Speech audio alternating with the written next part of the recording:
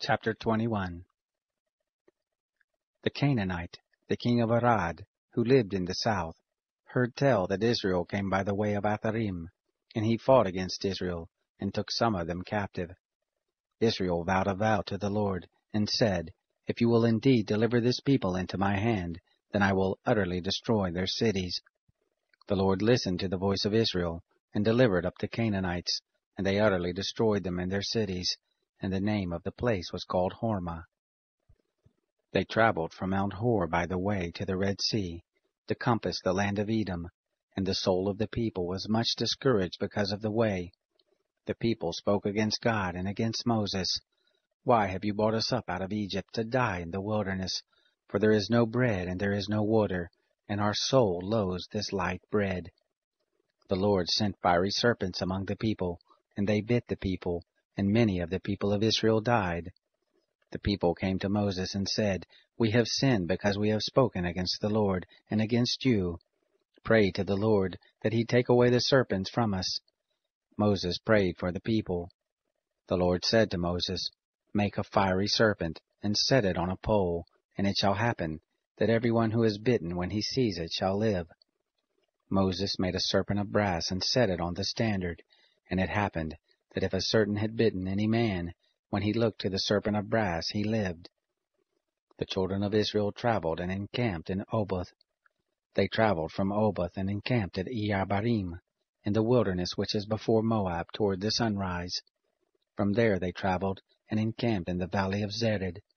From there they traveled and encamped on the other side of the Arnon, which is in the wilderness, that comes out of the border of the Amorites, for the Arnon is the border of Moab, between Moab and the Amorites. Therefore it is said in the book of the wars of the Lord, Bahab and Suphah, the valleys of the Arnon, the slope of the valleys that inclines toward the dwelling of Ar, leans on the border of Moab. From there they traveled to Beer. That is the well of which the Lord said to Moses, Gather the people together, and I will give them water. Then sang Israel this song, Spring up, O well, sing to it, the well which the princes dug, which the nobles of the people dug, with the scepter and with their poles.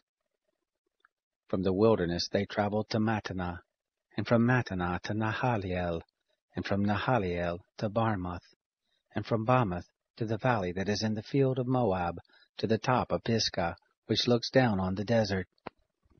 Israel sent messengers to Sihon, the king of the Amorites, saying, Let me pass through your land. We will not turn aside into field or into vineyard. We will not drink of the water of the wells. We will go by the king's highway, until we have passed your border.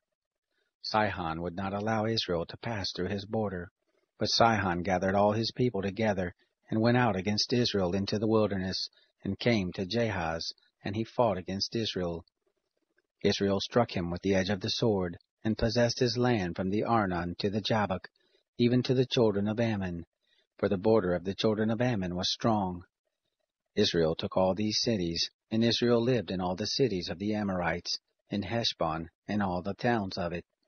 For Heshbon was the city of Sihon the king of the Amorites, who had fought against the former king of Moab, and taken all his land out of his hand, even to the Arnon. Therefore those who speak in Proverbs say, Come you to Heshbon, let the city of Sihon be built and established.